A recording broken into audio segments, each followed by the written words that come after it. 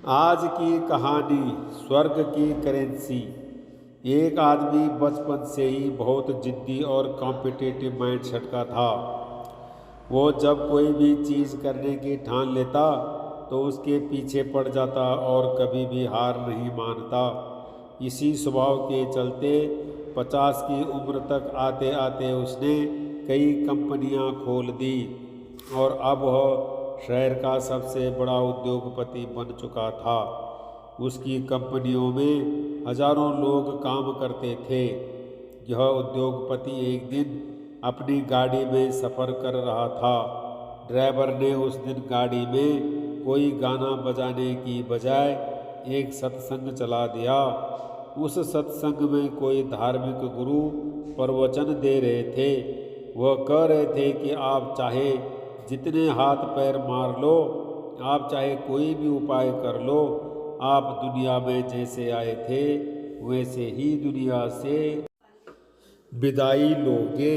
गुरु ने इस बात को गहराई से समझाते हुए कहा कि आपने जिंदगी भर जो भी कमाया है या जिसके लिए आपने अपनी पूरी जिंदगी खपा दी है, चाहे वह घर हो, धन हो, शोहरत हो या और कुछ भी, वह सब आप अपने साथ कभी नहीं ले जा पाएंगे। अपने स्वभाव के अनुसार व्यापारी इस धर्म गुरु के बोलने को एक चुनौती की तरह स्वीकार कर लेता है। व्यापारी ठान लेता है कि वह इस धर्म गुरु के शब्दों को गलत साबित कर देगा।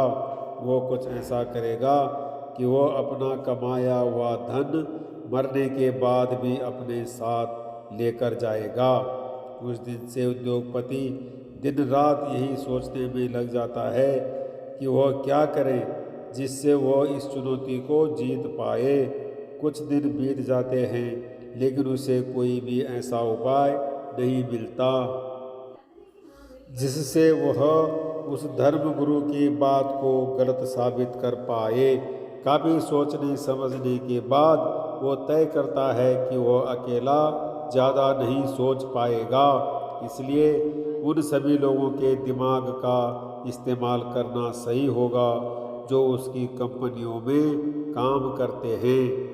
एक दिन वह अपने सभी कर्मचारियों को एक जगह एकत्रित करता है और यह घोषणा करता है कि जो भी उसे मरने के बाद पैसा अपने साथ कैसे लेकर जाना है, इसके लिए कोई उपाय या सुझाव देगा, वह उस व्यक्ति को 1 करोड़ रुपया देगा।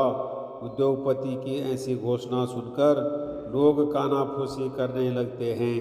कई लोग इसे एक मजाक समझते हैं और कई लोग सोचते हैं कि उद्योगपति का दिमाग खराब हो गया है, उसका मानसिक संतुलन बिगड़ गया है।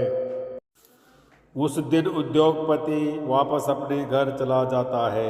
एक हफ्ता बीत जाने पर भी जब कोई भी उसे कोई उपाय देने के लिए नहीं आता है तो वह फिर से एक बार सभी को इकट्ठा करता है और इस बार उपाय देने वाले को 5 करोड़ देने का वादा करता है।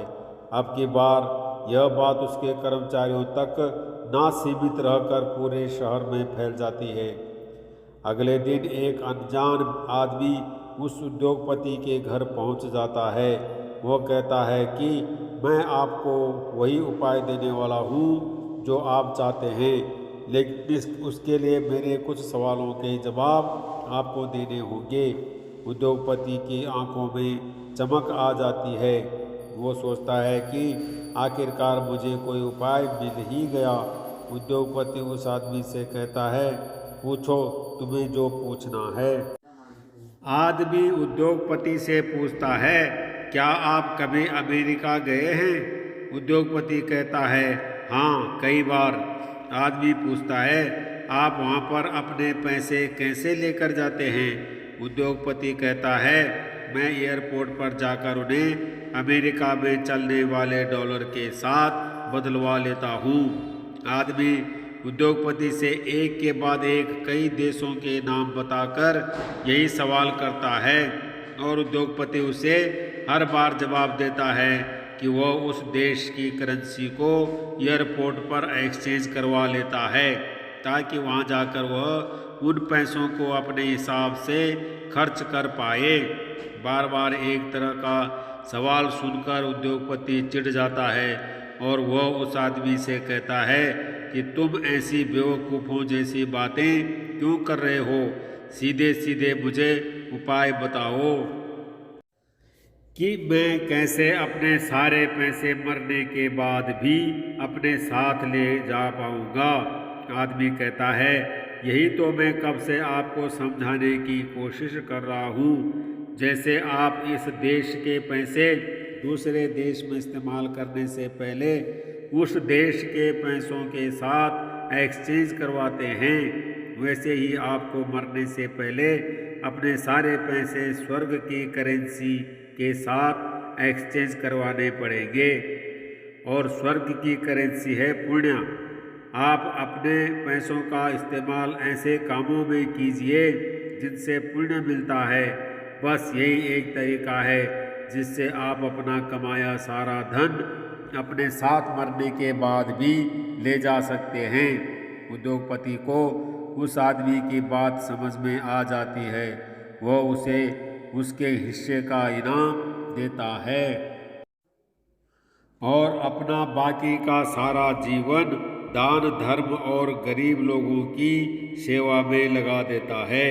मोरल ऑफ द स्टोरी: जीवन, धन दौलत, इज्जत शोहरत सबकी एक आयु होती है और यह सब नश्वर शरीर के साथ नष्ट हो जाता है।